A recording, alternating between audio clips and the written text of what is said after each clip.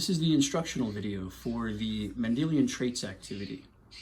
Most of these traits you've probably heard of, but you might not have heard of a few of them, and so we're going to go over each of those traits individually.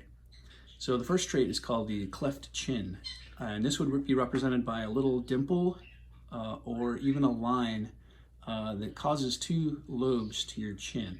And if you have either the dimple or the line, then you are considered to have a cleft chin. If you, like me, do not have any kind of line or dimple, then you do not have a cleft chin. Okay, cheek dimples. They would be like a little dimple on the side of your cheek when you smile. And I do not have one, but if you have one, it should be noticeable. It may be on just one side, it may be on both sides, it may be big, it may be just very, very slight, but if you do have it, even if so slight, then you are considered to have dimples. The third trait is attached earlobes.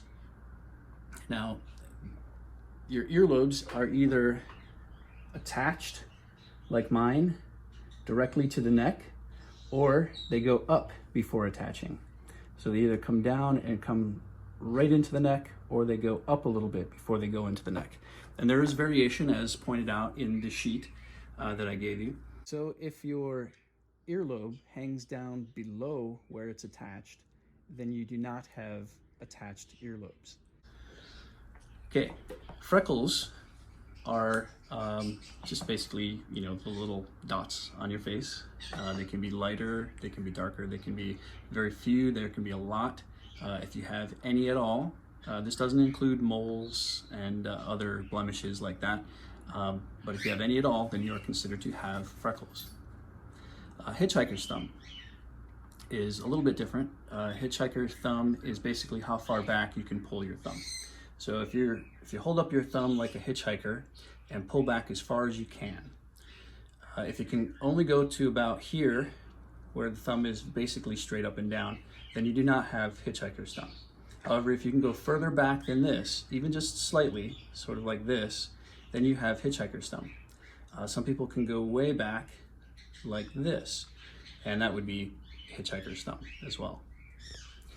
Widow's peak is your hairline. Your hairline, if you do not have a widow's peak, will go straight across. If you have a widow's peak, then you'll have a little bit of a dip in the center of your hairline. It can be very prominent, or it can be just a slight dip like mine. If you do have even the slightest dip, then that would be considered to be a widow's peak. So check out all of these traits, read about them on the sheet that I gave you, and turn in the results via email. And we'll talk about the results for the distribution of the traits within the class. See you later.